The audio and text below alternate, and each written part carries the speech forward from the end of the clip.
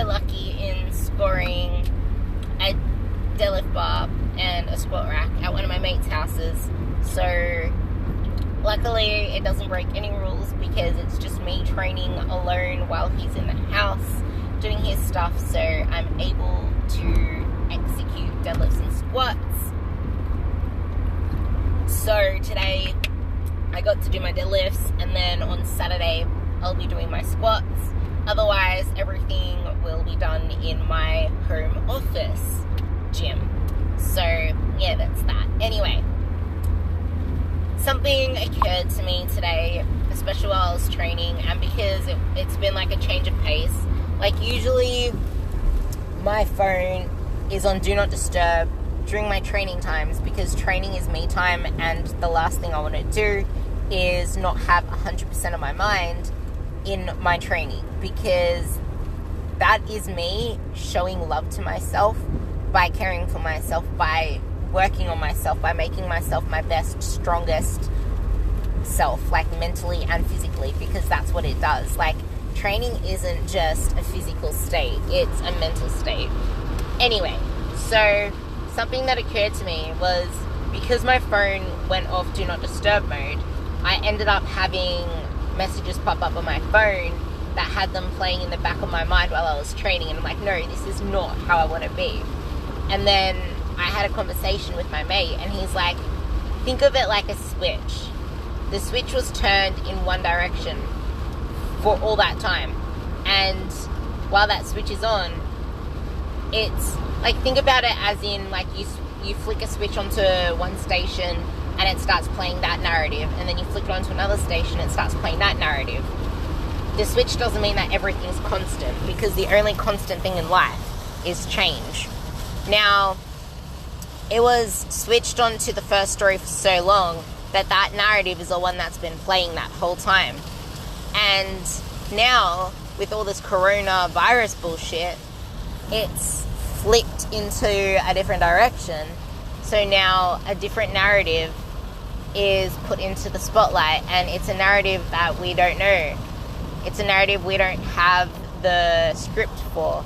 It's just being in the story, being a participant in life, and just taking it as it comes one day at a time, because it's all the unknown.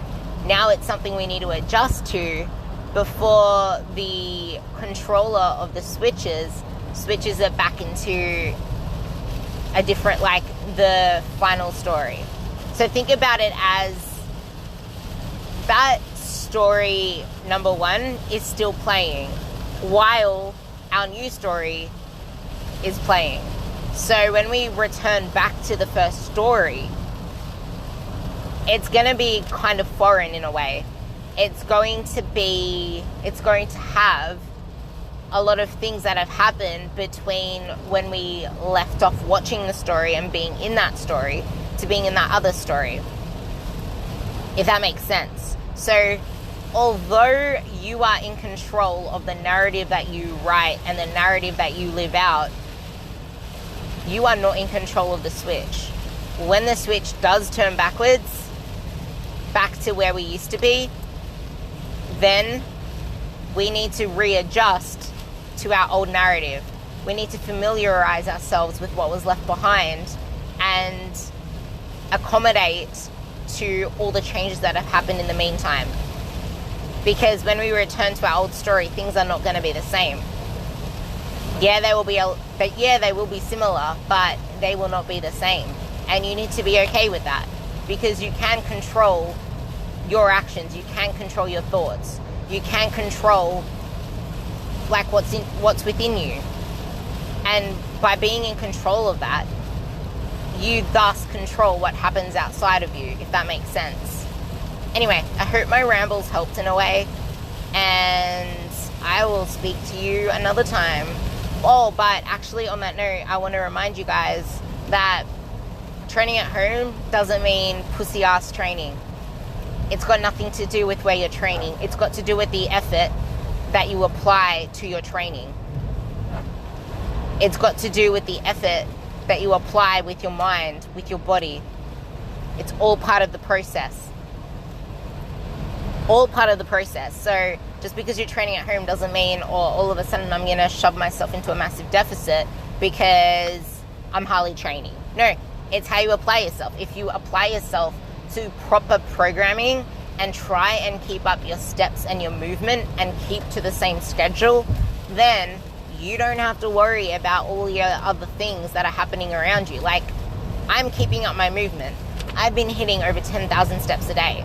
My usual movement is 15,000 steps before prep. As soon as I went into powerlifting prep, I was hitting around 8,000 to 12,000. I was getting some days 8,000, some days 12,000, some days 10,000, like all in between there. But now that I'm not in prep anymore, I've been mindful about trying to bump up my steps to 15,000.